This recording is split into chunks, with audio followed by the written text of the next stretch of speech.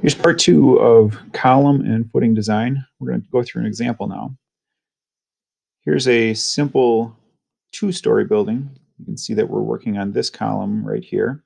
Notice it has a roof load to it, and also it has a second floor loading to it.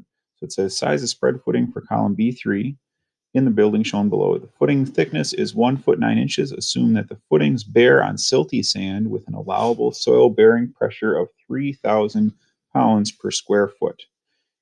Again, here's our three-dimensional view of the relationship between beams, girders, and the columns.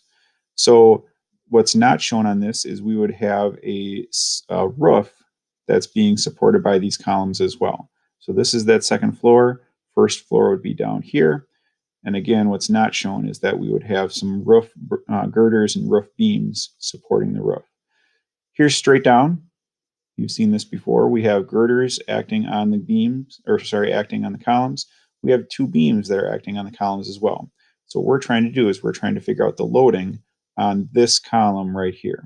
So it says, assume the engineers perform the analysis for the floor and roof members with the following results. So roof beam reactions are 5,000 pounds each. So this is the end reaction. The girder reaction is 10,000 pounds. So that's for each one of the beams and each one of the girders. And then for the second floor, we have reactions of 13,500 and 27,000 pounds. So here's a vertical picture of the column. We have a roof, we have our second floor, remembering that that first floor will not be included in the column loading. So from the roof, we have our two end reactions, 5,000 pounds each for each one of the beams of 10,000 pounds. We're also going to have two girders that are acting on that column as well. So 2 times the end reaction of 10,000 gives us 20,000 pounds. From the second floor, we have two beams acting on it. Each are 13,500 to give us 27,000. And we have two girders acting on the column as well. And each of those are 27,000 pounds times 2 gives us 54,000 pounds. The one other thing that is included in this is the actual column itself. And so now notice that this says 1,500 pounds. What's not included in this, or the assumption that is made, is we don't know how much it weighs per foot, and we don't know how tall it is.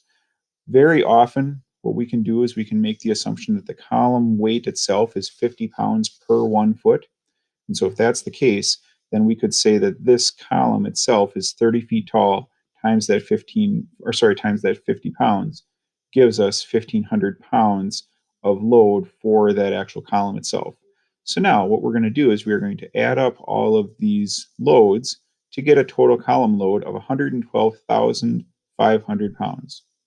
So that's the loading that's happening right here at the bottom of that column. The other thing we have to do is we have to calculate the net allowable soil bearing pressure. So remember back in the problem statement, they were talking about that this is going to be placed on silty sand. It has a soil bearing pressure of 3,000 pounds per square foot. However, what we also know is that we have a foundation that is 1 foot 9 inches thick.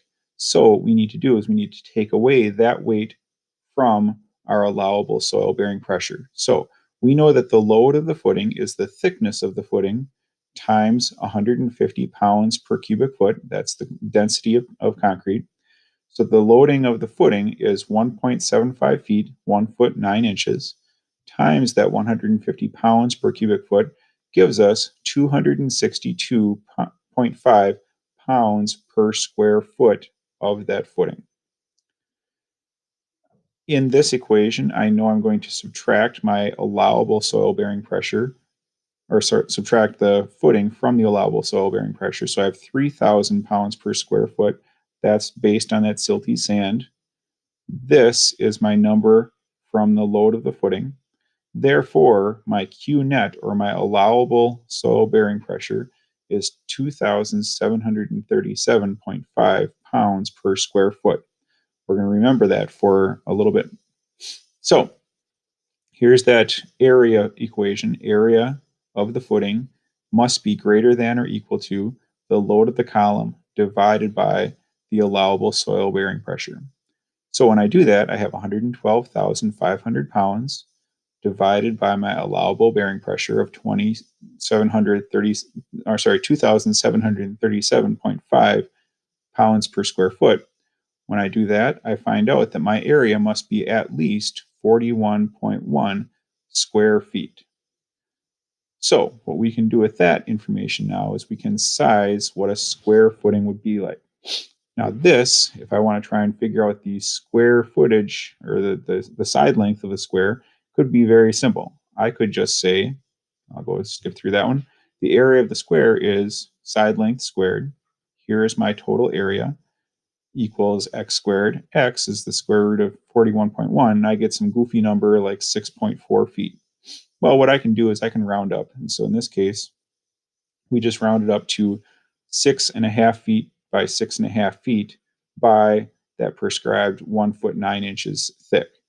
So that is the chunk of concrete that needs to be poured underneath a column to support that load. If I were to do a round footing size, very similar, I could say the area of the circle is pi r squared. This is the area I need to get to. When I go through the math, I find out that I have a radius of 3.6 feet. So with that, what we're doing is we're just again rounding up to say I can use a 7 foot 6 inch diameter round footing by that 1 foot 9 inches thick.